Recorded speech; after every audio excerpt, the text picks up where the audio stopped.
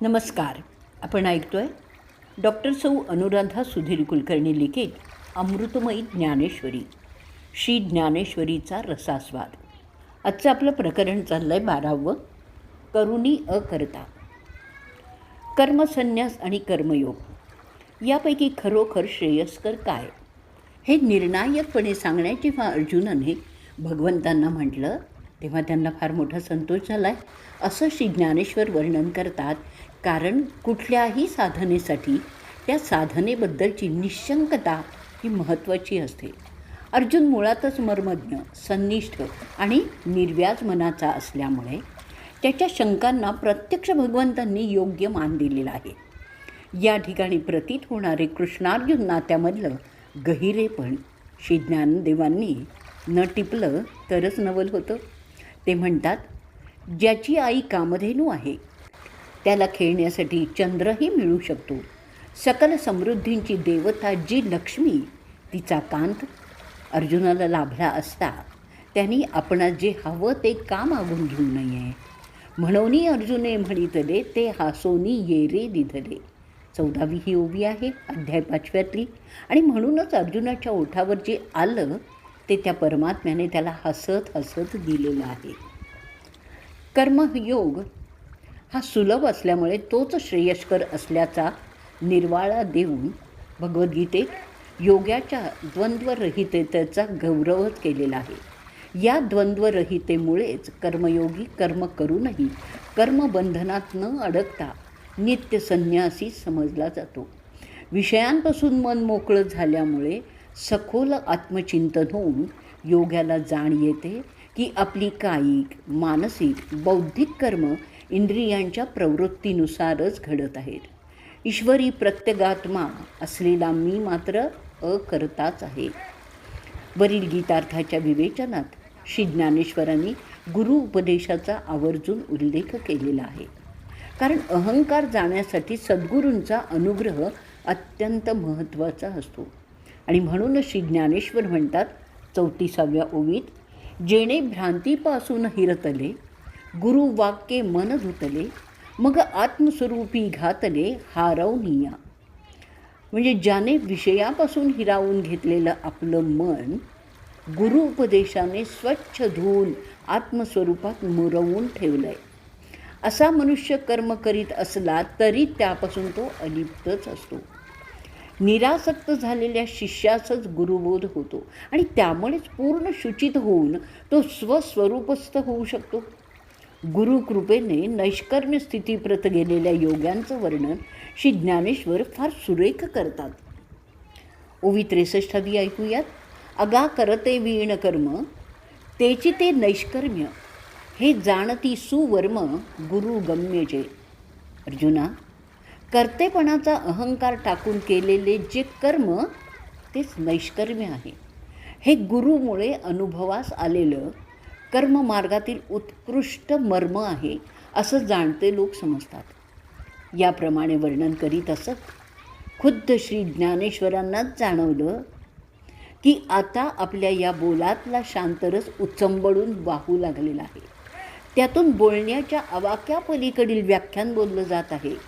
समोर बसलेले श्रोतेही श्री ज्ञानेश्वरांच्या वाग्गंगेत न्हात इतके तल्लीन झालेले आहेत की त्यांना त्यात कुठल्याही प्रकारे खंडच नको आहे.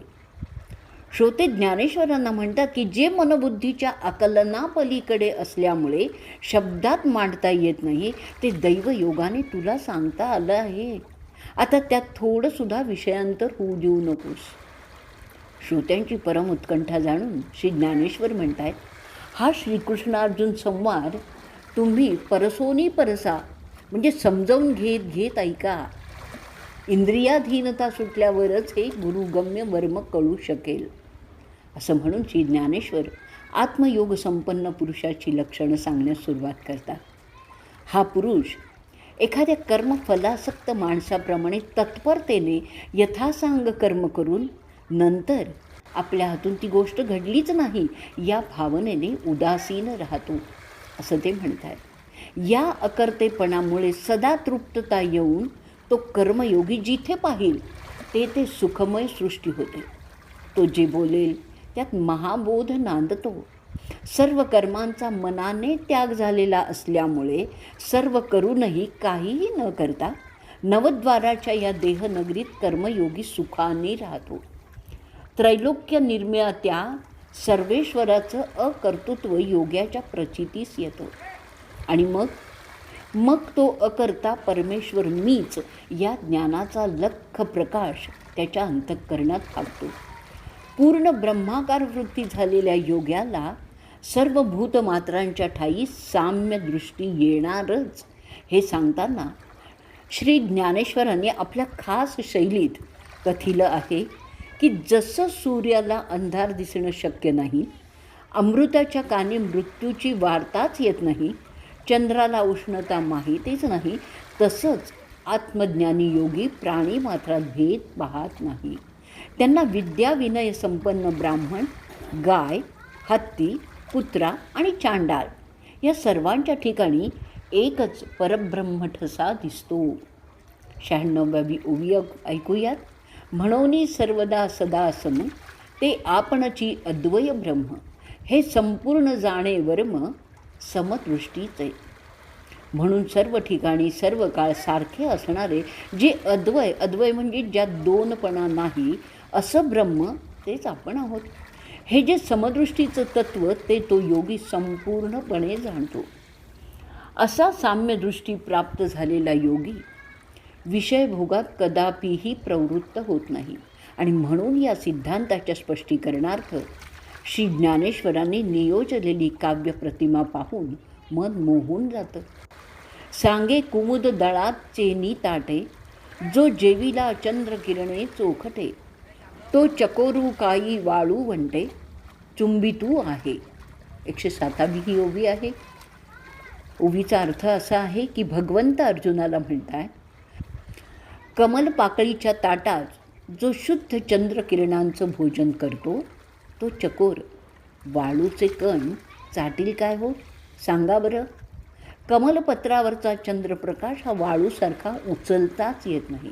तो सेवन करण्यासाठी तितकंच पारदर्शित्व पाहिजे.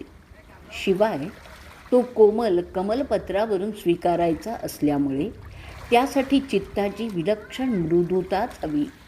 जड भौतिक देहाला चिकटलेलं मी पण त्याने सोडलेलं आहे आणि ज्यामुळे तो सर्व भूतहिते रतः म्हणजे सर्व भूतमात्रांचं कल्याण ज्यातून साधलं जाईल अशा कार्यामध्ये रममाण झालेला आहे. अशा योग्यालाच हे पारदर्शी मृदुत्व प्राप्त होतं. श्री ज्ञानेश्वर स्वयं असे योगी असल्यानेच त्यांचं हे अध्यात्मकाव्य मृदुत्वाची चरणसीमाच गाठते. आजचं प्रकरण आपण इथेच थांबवणार आहोत. श्री ज्ञानेश्वर महाराज की जय.